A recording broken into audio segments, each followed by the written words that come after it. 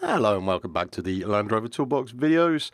The Discovery 2 that we have has had and still has a gear selection problem, and the gear selection itself is quite vague.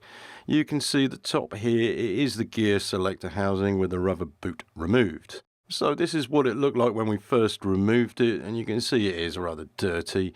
And we're looking at the condition of the bias plate and the springs. We did actually buy a kit, and thanks to the Patreon supporters here that have given us donations so we can carry on buying stuff. Basically, the bias plate looks like that. And the springs, of course, you can see where it goes. Springs are healthy and so is the plate, so this is not really the problem. Bias plate, if you need one, for the R380 and the LT77, £3 from Ashcroft's Transmissions, link below in the video. And the Brit Part kit you can buy from places like Paddock, which is number DA1253, which includes the springs. Initially, when I took the gear housing off, I found this snap ring, and I wonder where it came from. It came from this component here, which is a bush and a ball. For want of a better word, basically it's on the yoke on the end of the selector shaft. Now this clip holds it in place, and you can see it was loose, and we have one here that I prepared earlier. This, I'll just show you if you don't know, the gear selector goes in as such. Okay, and that aids shifting gears. Now, basically, it needs a snap ring in place, otherwise it drops down, and this is what happened. And of course, I think at the first, initially, I thought, great, this is a problem that we're going to solve very quickly. This is an issue if the bush is worn, because the gear stick will be sloppy. And you can see that that has damage, and it's worn compared to the other component here, which is quite, it's in good health, it's healthy. Okay, so the part number FDC4247 is for the yoke without the bush and the ball. Basically, it does drop out, and I'll just show you that if it hadn't have been resting on something, that would have dropped into the gearbox, and it would have caused problems. The nylon bush that you can buy, FDC2203, you can get from Ashcroft's Transmission at £14, which actually seems quite a lot of money. Paddocks, you can buy it for £7.74 or £9.29 including VAT. Now wait for it, you can buy it on eBay, exactly the same thing, for £24.45 with free collection. I mean, free delivery, should I say? Or you could have a selection of these, which are either £17.15 or £19.49. Take your pick. Anywho, to remove the yoke, if you do have this issue, basically you've got to select a gear and then undo the grub screw, which is a 5mm Allen key.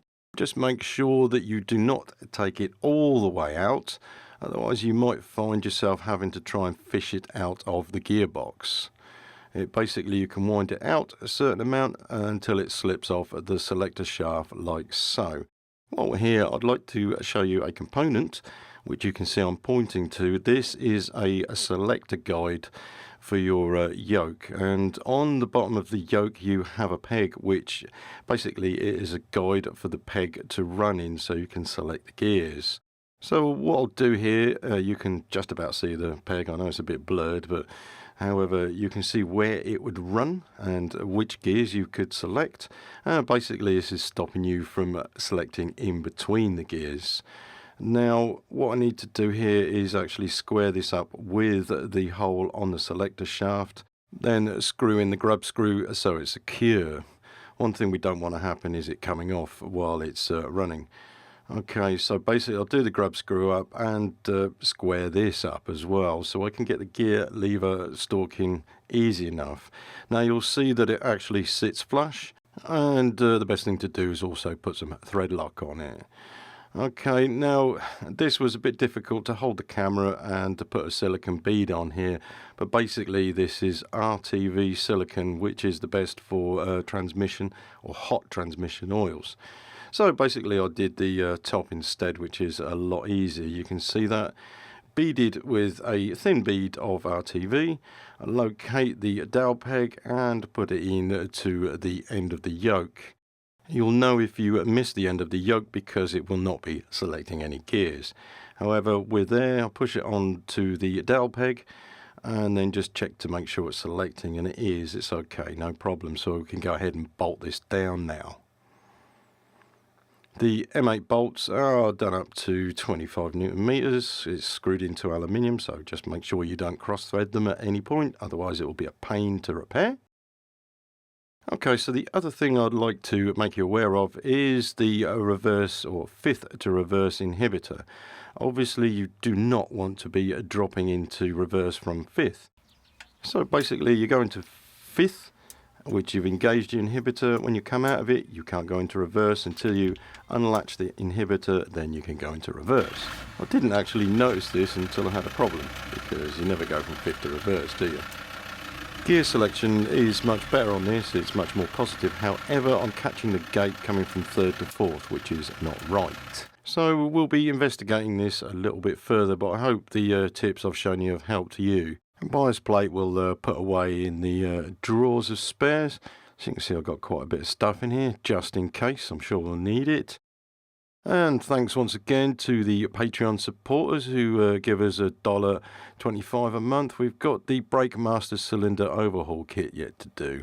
Anyway, last week I showed you about honing out the slave cylinder, putting a new set of seals in, and then, well, I didn't show you how to bleed it up, but to be honest with you, this was an utter bitch, and I also knocked over the canister while I was under the vehicle, but I got it done and I got the gear selecting, so there's no problem there.